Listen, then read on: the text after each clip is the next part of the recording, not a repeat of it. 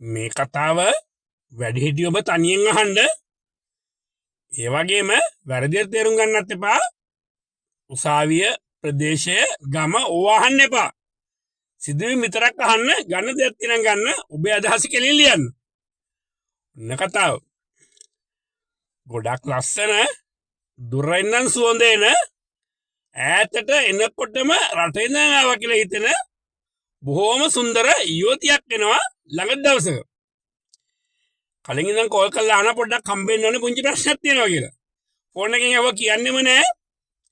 අහුවාම කතාව මෙන්න මෙම කියනවා. සර් මම රට ගියා. මං යන්න කලින් කාලේ අපි යාළුවලා දෙන්න වැන්දේ. මිනිස්සේ හරි හොඳට පිළිසිදු ලස්සනට හිටියා.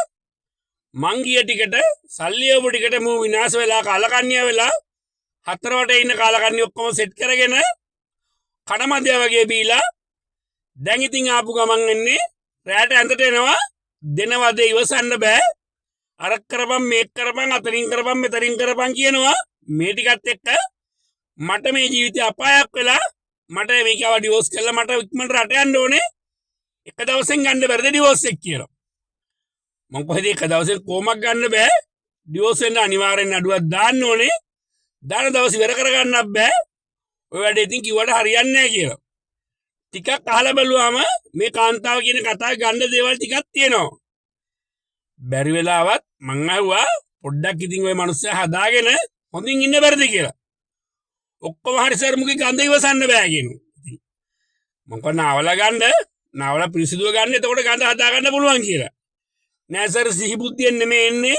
කොච්චර කිව්වත් මම අහන්නේ ගන්නව දෙයක් නෑ කියලා. මේකත් එක ඩිවෝස් එකගේ නීතියත් පොඩ්ඩක් කෙටියෙන් කියන්නම්. අනාචාරය කසාද මිනිහාරි ගෑණි හරි වෙන කෙනෙක් එක්ක අනාචාරය දිගට ඉන්නවනම් ඉතින් බොහොම යනවා දැක්ක කතා කරනවා දැක්කන්න අර SMS එක වගේ එකක් පොඩ්ඩක් නම් මදියෝ ටික එකව කරගත්තාම ඔක්කොම ටික ඇති වෙන්න පුළුවන් ඊළඟට තව එකක් තියෙනවා දේශසහගත අතහැරියාම කසාද ජීවිතේ ඕනේ යන්න යනවා කියලා වගේ ගියා වගේ කියන එක ඔකස්සේ තියෙනවා අනුමිත දේශසහගත අතහැරියාම කියලා පාලනෝ කිය බලා බෙදෙනවා යන තැනට වැඩේ සිද්ධ කරනවා වගේ වැඩෙත් ඊළඟට ඉතින් නරකම එක විවාහයට පෙර සිට පැවති සුව කළ නොහැකි ලිංග බෙලහීනතාවය. ඉතින් ඔන්න හේතු දෙකක් ඔකසේ තියෙනවා. විවාහයට පෙර සිට පැවති. දැන් ඔක් කිව්වම ඉතින් සමහරව අහනවා කොමසරේ කලින් දැනගන්න ඉතින් කසාද බඳින්න කලින් මම ඒක මේ ඒක කියන්නත් වෙන්න හිතා ගන්න. එම නෙමෙයි තියෙන්නේ විවාහයට පෙර සිට පැවති සුව කළ නොහැකි ලිංග බෙලහීනතාවය. විවාහයට පෙර සිට පැවති වෙන්නත් ඕනේ. බේත් වලින් සනීප කරන්න බැරි වෙන්නත් ඕනේ. ඉතින් මේ ඔක්කොමත් එක්ක රටේ විවාහ නීති සංශෝධනය වෙන්න ඕනද නැද්ද කියලා කතිකාවතකුත් මේ දවස්වල යනවා. සාමාන්‍ය නීති අරද දෙන්නද කැමති වුණා කියලා ටක් ගාලා අයින් වෙන්න බෑ.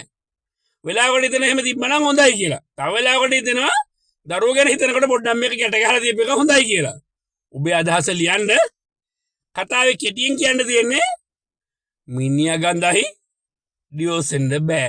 ඉතින් ඒක තමයි නීතිය. මොකද ගඳයි කිව්වට විතරක් ගඳ කියන කතන හේතුවක් වශයෙන් නෑ. ඔක අස්සේ ඉතින් කොහෙන් හරි එම්ෙන් දාලා කතාව කරකොල ගාලා වෙන මොන හරි කරගන්න තමයි වෙන්නේ. කියන්න තියෙන්නේ පුළුවන් කාලේ ඔහොම සල්ලි අතර තියෙනකොට සුවඳ ගැව්වට අර බැරි කාලේට මිනිහා ගඳයි කියලා ගහලා පයින් ගාලා දොට්ට දාන්න එපා. ඌව නාවල උබන්නේ කසිප්පු නම් කසිප්පු වෙනකොට හොඳ බීමක් කර දීලා ඌ හදාගන්න. මොකද හදාගත්තොත් දන්න කාලේ නම් හදාගත්ත එක මොන වුණත් එකාට වඩා යකා හොඳ වෙන්න පුළුවන්. ඉතින් මේ ටික කිව්වේ උගන්දයි එන්න ඌ එපා එන්න මූ හොඳයි කිව්වට වඩා ටිකක් හිතලා බලන්න. ඔබේ අදහස ලියන්න. ඔබට හිතරේ හැව තියෙයි ගොඩක්.